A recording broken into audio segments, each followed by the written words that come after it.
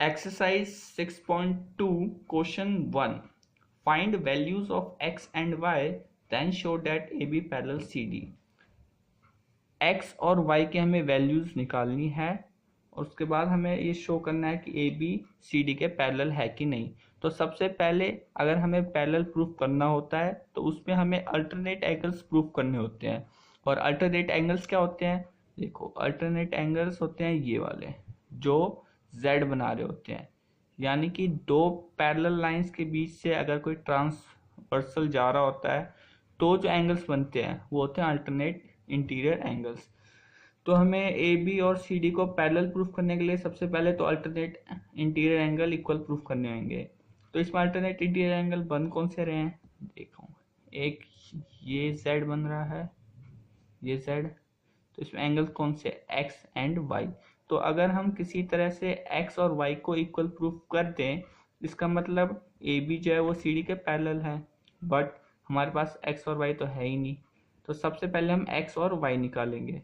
अब वो कैसे निकालेंगे? वाई जो है वो 130 के इक्वल होगा। कैसे? Vertically opposite angles. अब ये क्या होते हैं? देखो, जब दो लाइंस आपस में इंटरसेक्ट कर रहे होते हैं तो ये वाले जो एंगल्स होते हैं आमने सामने वाले, या फिर ये वाले जो एंगल्स होते हैं, इनको कहते हैं वर्टिकली अपोजिट एंगल्स। तो 130 डिग्री एंड वाई ये वर्टिकली अपोजिट एंगल्स है, इसका मतलब ये इक्वल होंगे। तो इसको लिख देंगे angle Y equal to 130 degree vertically opposite angles. ठीक है, तो हमारे पास वाई 130 डिग्री आ गया। अब वाई एक्स के अगर हम इक्वल करते तो ए बी सी डी के पैरेलल होगा। तो हमें अब एक्स निकालना होगा। तो एक्स और 50 डिग्री ये वाला एंगल, ये एक लाइन पे बन रहे हैं, इस ट्रांसवर्सल पे 50 और एक्स दोनों बन रहे हैं। तो इनका सम कितना होगा? 180 होगा। तो इस पॉइंट को नाम दे देते हैं ओ। और 50 degree plus angle A O, sorry ये तो है ही हमारे पास ऑलरेडी एक्स है। 50 degree plus X equal to 180 degree, because linear pair.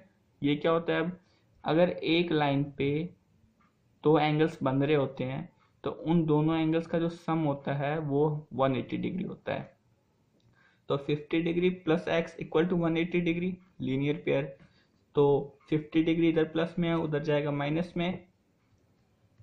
तो ये हमारे पास x आ गया 130 डिग्री। अब देखो, x भी 130 डिग्री आया हमारे पास, y भी हमारे पास 130 डिग्री था। तो यहाँ से x इक्वल टू y और x and y also form alternate angles. So line A B parallel with C D. मैंने पहले बोला था x और y को अगर हम इक्वल प्रूफ कर देंगे मतलब ए बी सी डी के पैरेलल हो जाएगा, क्योंकि अल्टरनेट एंगल्स जो होते हैं वो बस पैरेलल लाइंस में ही बनते हैं। आई होप आपको क्वेश्चन नंबर 1 समझ आया होगा। Now question number 2, if A B parallel C D and C D parallel E F and y ratio z equal to 3:7। अगर ए बी सी डी के पैरेलल है और सी डी ई एफ के parallel है और y और z का ratio 3:7 दे रखा है तो हमें x निकालना है। ठीक है, मैंने लास्ट वीडियो में आपको बताया था कि जहाँ भी रेशियो हो और रेशियो से हमें एक्चुअल वैल्यू निकालनी होती है तो हमें पहले उनका एक्चुअल वैल्यू का सम होना चाहिए हमारे पास। यानी कि हमारे पास पहले angle y plus angle z इनका सम होना चाहिए हमारे पास। तो पहले इनका सम निकालेंगे हम। तो कैसे निकालेंगे? इस पॉइंट को नाम दे देते हैं O। अब angle y equal with angle DO और इस पॉइंट को नाम दे देते हैं M। तो DOM यानी कि y एंगल और एंगल दिस इक्वल होंगे, वर्टिकली अपोजिट एंगल्स। मैंने पहले भी बताया ये वाले एंगल्स इक्वल होंगे, तो ये भी y होगा हमारे पास। अब देखो, y प्लस z हमारे पास 180 डिग्री होगा। क्यों? क्योंकि ये angle on the same side of transversal है। अब ये क्या होते हैं? ये दो पैरेलल लाइंस अगर कोई ट्रांसवर्सल इन दोनों लाइन को इंटरसेक्ट कर रही होती है तो ट्रांसवर्सल के सेम साइड पे जो एंगल्स बनते हैं यानी कि ये वाले और ये वाले, इनको कहते हैं angle on the same side of transversal, और इनका सम हमेशा 180 डिग्री होता है। तो एंगल y और एंगल z, ये angle on the same side of transversal है, तो इनका सम कितना होगा 180। तो angle y plus angle z equal to 180 degree. Reason लिख देंगे, angles on same side of transversal. और हमारे पास y रेशो z 3:7 है, तो यहाँ से हम y और z कैसे निकालेंगे? y का रेशियो 3 अपॉन में टोटल 7 इंटू 180, हम ऐसे ही निकालते हैं रेशियो y, सॉरी 7 प्लस 3 यहाँ पे 10 होगा, ठीक है, इनका सम होता है यहाँ पे। तो 0 से 0 कट गया, 18 3 जा 54 डिग्री। ऐसे ही z निकालेंगे हम, 7 अपॉन में 10 इंटू 18 180, 0 से 0 गया, 18 7 जा 7 एंड 5 126 डिग्री, ठीक है। तो हमारे पास y z आ गया। हमें निकालना क्या है? हमें x निकालना है। तो x कैसे निकलेगा? सेम, अब x एंड y ये भी angle on the same side of transversal है, मतलब इनका भी सम 180 डिग्री होगा। तो angle x plus angle y equal to 180 degree. Same reason, angle on same side of transversal.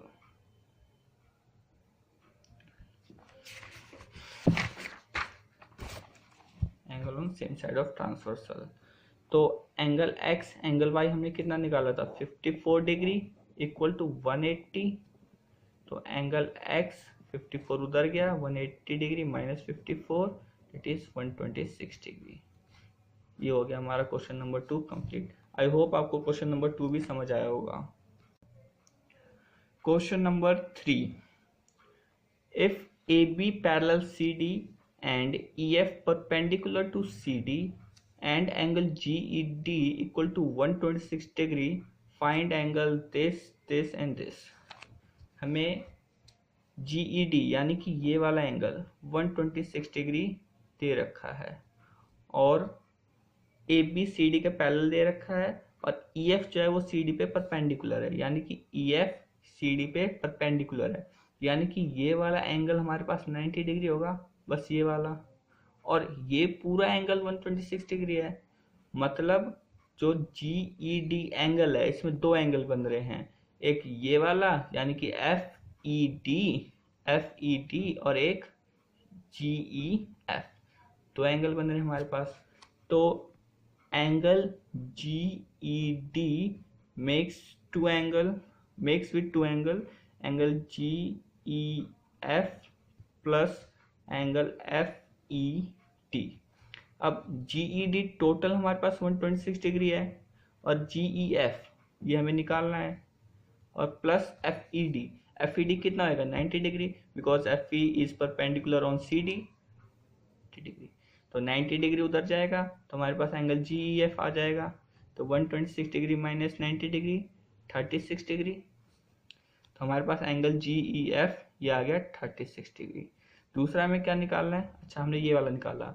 अब AGE यानी कि AGE ये वाला एंगल, अब देखो AB CD के परपेंडिकुलर है, तो ये वाला एंगल जो होगा वो इस पूरे एंगल्स के इक्वल होगा, क्योंकि अल्टरनेट इंटीरियर एंगल है। हमने पहले भी बात करी इसके बारे में।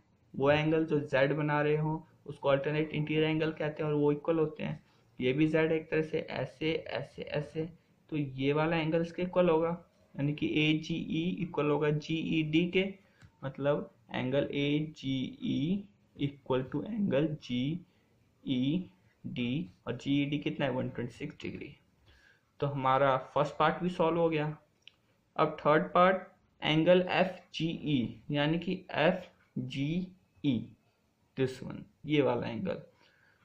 तो ये वाला एंगल और ये वाला एंगल ये दोनों एक लाइन पे है, AF लाइन पे है ये दोनों एंगल, तो इनका सम कितना होगा? 180 डिग्री, क्योंकि ये लीनियर पेयर भी है।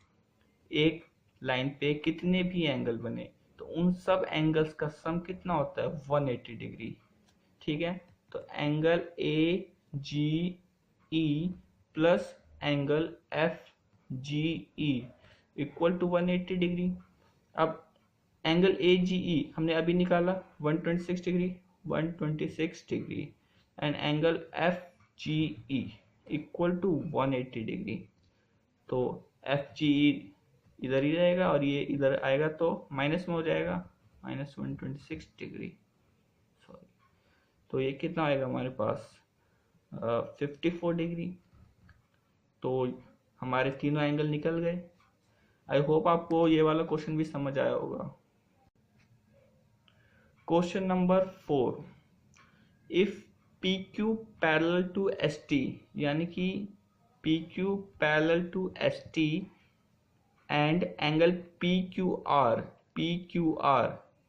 this one equal to 110 degree and angle RST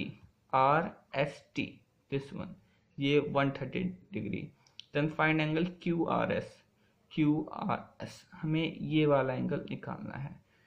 ठीक है, तो हमें इसमें इस क्वेश्चन में थोड़ा सा कंस्ट्रक्शन करना पड़ेगा। वो कंस्ट्रक्शन क्या होगा, draw a line parallel to ST। अब ST के पैरेलल है तो PQ के भी पैरेलल होगा, क्योंकि PQ और ST आपस में पैरेलल हैं, तो अगर उनके पैरेलल कोई तीसरी लाइन है तो तीनों आपस में पैरेलल होंगे। तो ये लाइन मैंने कंपोज कर दी और इसका नाम दे दिया मैंने A।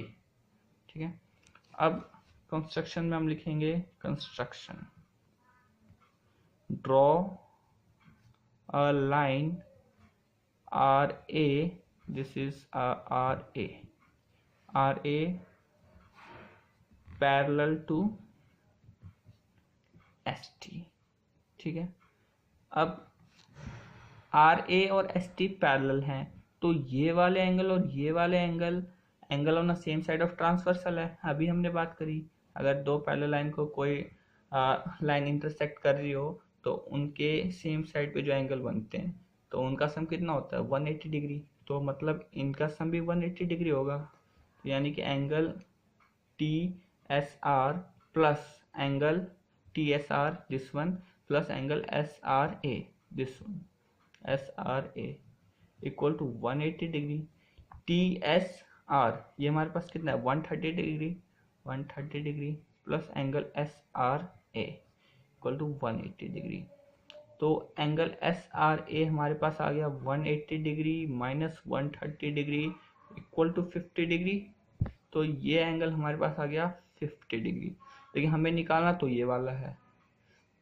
तो अब ST अगर RA के पैरेलल है तो मैंने पहले भी बताया कि ये RA PQ के भी पैरेलल होगा, क्योंकि PQ और ST आपस में पैरेलल हैं।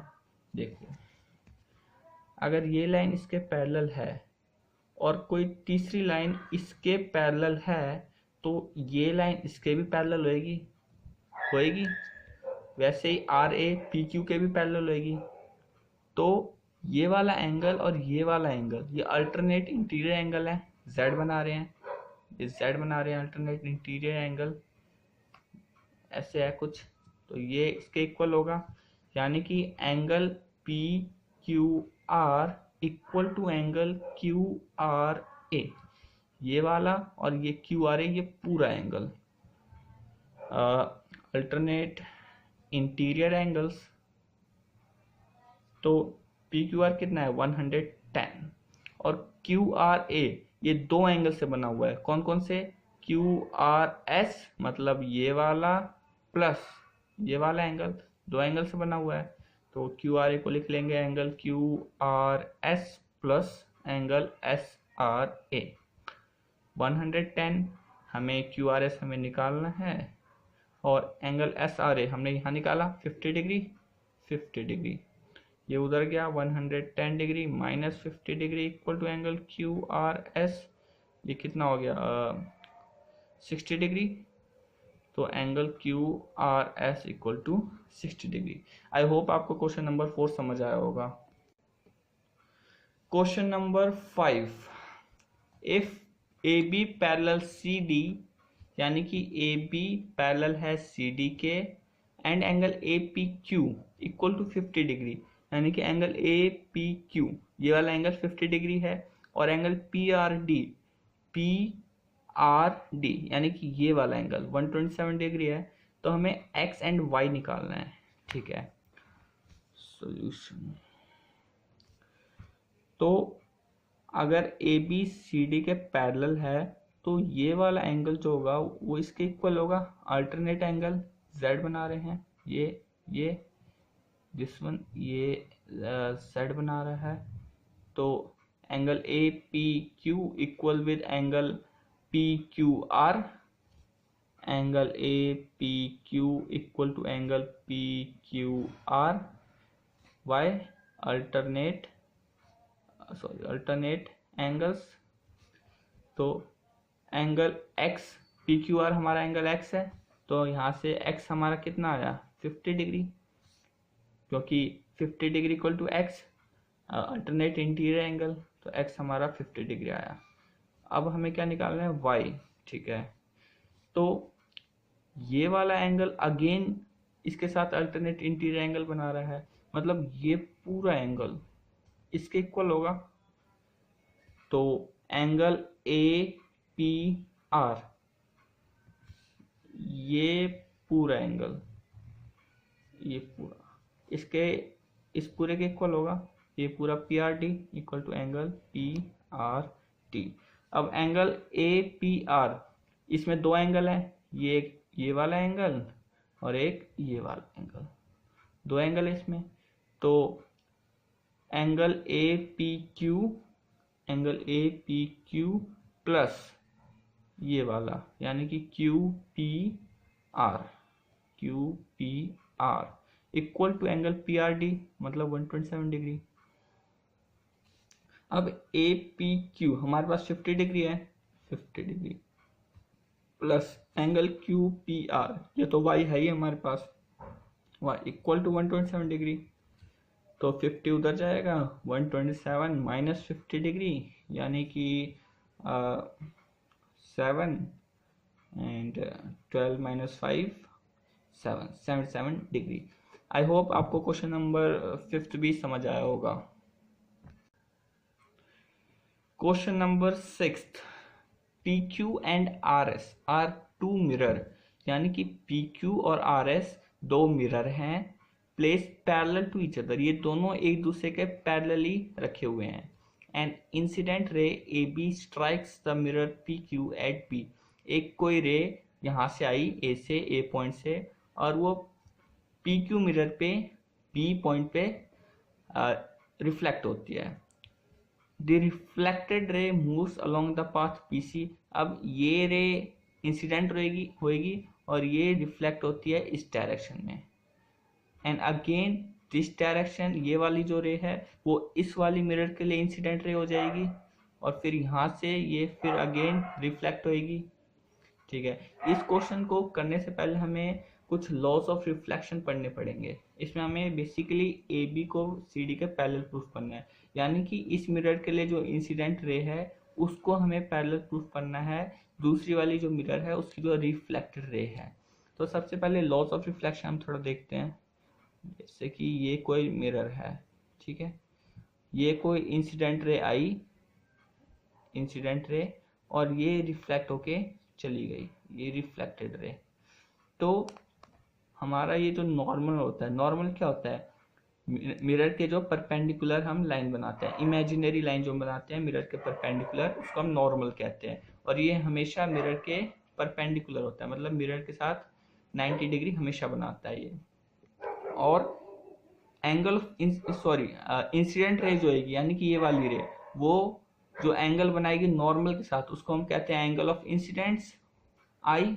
और जो रिफ्लेक्टेड रे होती है यानी कि ये वाली, वो जो नॉर्मल के साथ एंगल बनाती है यानी कि ये वाली, उसको कहते हैं एंगल ऑफ रिफ्लेक्शन। और लॉस ऑफ रिफ्लेक्शन क्या कहता है, एंगल आई जो होगा वो हमेशा रिफ्लेक्शन एंगल के इक्वल होगा, यही कहता है angle of reflection. Incident angle of incidence always equal with angle of reflection. ठीक है, और एक और चीज, नॉर्मल हमेशा परपेंडिकुलर रहेगी इसके मिरर के। ठीक है, अब एक और चीज, दो पैरेलल अगर रे है और एक के परपेंडिकुलर कोई लाइन है तो वो दूसरे के भी परपेंडिकुलर होएगी, यानी कि अगर ये इसके परपेंडिकुलर है तो ये इसके भी परपेंडिकुलर होएगी। इस क्वेश्चन को करने के लिए पहले थोड़ा सा कंस्ट्रक्शन करना पड़ेगा। हमें इस मिरर के परपेंडिकुलर लाइन बनानी पड़ेगी, यानी कि इसका नॉर्मल, इसको नाम दे देते हैं हम बी एम, और इस मिरर के परपेंडिकुलर ये लाइन बनाई और इसको नाम दे दिया हमने सी एन। ठीक है, अब ये मिरर तो पैरेलल है आपस में, तो हमने यहाँ समझा अगर दो पैरेलल लाइन के बीच में अगर कोई परपेंडिकुलर बनती है, अगर मैं एक और परपेंडिकुलर ये बना दूं तो ये लाइन आपस में भी पैरेलल होंगी, ये वाली और ये वाली होगी। वैसे ही अगर ये दो पैरेलल मिरर है तो उनका मैं नॉर्मल बनाऊं आपस में, तो ये नॉर्मल भी पैरेलल होंगी, यानी कि बी एम जो होगा वो सी एन के पैरेलल होगा। ये सब पोर्शन हमें कंस्ट्रक्शन में लिखना है। कंस्ट्रक्शन में क्या क्या लिखना है? कंस्ट्रक्शन में draw B M and C N perpendicular, ये परपेंडिकुलर क्या है? नॉर्मल है। Perpendicular to mirror, B M हमने कहाँ बनाया? पी क्यू पे, तो P Q, and C N कहाँ बनाया हमने? आर एस पे, आर एस, रेस्पेक्टिवली।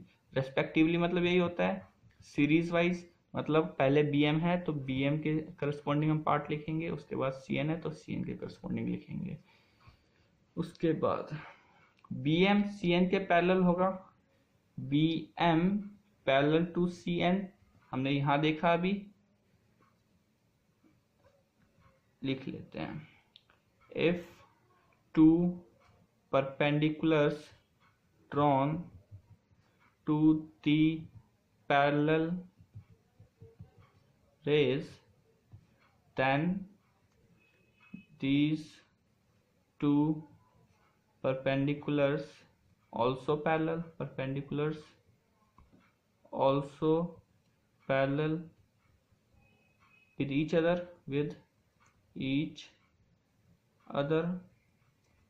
ठीक है, यानी कि बी एम जो है वो एन सी के पैरेलल होगा। अब जब बी एम एन सी के पैरेलल होगा तो ये वाला जो एंगल होगा और ये वाला एंगल जो होगा वो इक्वल होगा। अल्टरनेट इंटीरियर एंगल जेड बना रहे हैं, ये जेड, एक्चुअली में तो ये तो एन है लेकिन हम जेड कंसीडर करेंगे। ये वाला एंगल इसके इक्वल होगा। ठीक है, यहाँ पे लिख लेते हैं angle M B C equal to angle B C N, alternate interior angles. ठीक है, ऑल्सो इस मिरर के लिए ये इंसिडेंट रे है और ये रिफ्लेक्टेड रे है, और ये क्या है? ये नॉर्मल है हमारा, मतलब ये वाला एंगल जो होगा वो इस वाले एंगल के इक्वल होगा और ये वाला एंगल जो होगा वो इसके इक्वल होगा, क्योंकि इस मिरर के लिए ये वाली रे जो है वो इंसिडेंट रे है और ये वाली रे जो है वो रिफ्लेक्टेड रे है, तो लॉस ऑफ रिफ्लेक्शन से ये वाला एंगल इसके इक्वल होगा। ठीक है, हम नेमिंग कर देते हैं, इस एंगल को नाम दे देते हैं 1, इसको 2, इसको 3, इसको 4। एंगल 1 4 के इक्वल होगा लॉस ऑफ रिफ्लेक्शन, और एंगल 2 3 के इक्वल होगा loss of reflection.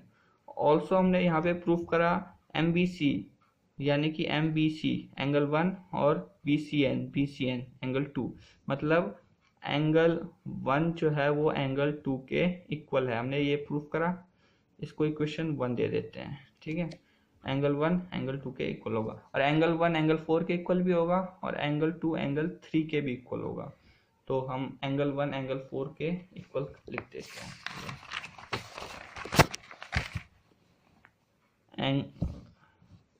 Angle 1 equal to angle 2 and angle 3 equal to angle 4, और एंगल 2 जो है वो एंगल 1 जो है वो 2 के इक्वल है, हमने पीछे प्रूफ करा। और सॉरी यहाँ पे थोड़ा गलत हो गया था, डायग्राम पीछे बना रखा है। तो एंगल 1 जो था वो 4 के इक्वल था और एंगल 2 एंगल 3 के इक्वल था। लॉस ऑफ रिफ्लेक्शन यहाँ पे हमने देखा था, लॉस ऑफ रिफ्लेक्शन एंगल 2 3 के इक्वल और 1 4 के इक्वल, और 1 हमने यहाँ पे 2 के इक्वल प्रूफ ने किया था यहाँ पे। तो यहाँ से हमारे सारे एंगल इक्वल हो गए आपस में, angle 1 equal to angle 2 equal to angle 3 equal to angle 4 हो गए यहाँ से हमारे सारे एंगल इक्वल। तो एंगल 1 जो हो गया हमारा एंगल 2 के इक्वल, और एंगल 3 जो हो गया एंगल 3 जो हो गया वो हमारा एंगल 4 के इक्वल। इसको इक्वेशन 2 दे देते हैं, इसको इक्वेशन 1 दे देते हैं, ऐड कर देते हैं, ऐड इक्वेशन 1 एंड 2। तो angle 1 plus angle 3 equal to angle 2 plus angle 4। तो एंगल 1 प्लस 3 हमारे पास कितना है, सॉरी यहाँ पे गलती हो गई थी, एंगल 1 2 के इक्वल हमने यहाँ पे प्रूव करा, और एंगल 4 जो है वो एंगल 3 के इक्वल होगा। एक्चुअल में सारे के सारे एंगल इक्वल होंगे आपस में। तो एंगल 1 2 के इक्वल है और एंगल 4 3 के इक्वल है। ठीक है, इसको अब लिख लेते हैं। तो हमने ऐड कर दिया, यहाँ पे एंगल 4 आएगा, यहाँ पे एंगल 3 आएगा।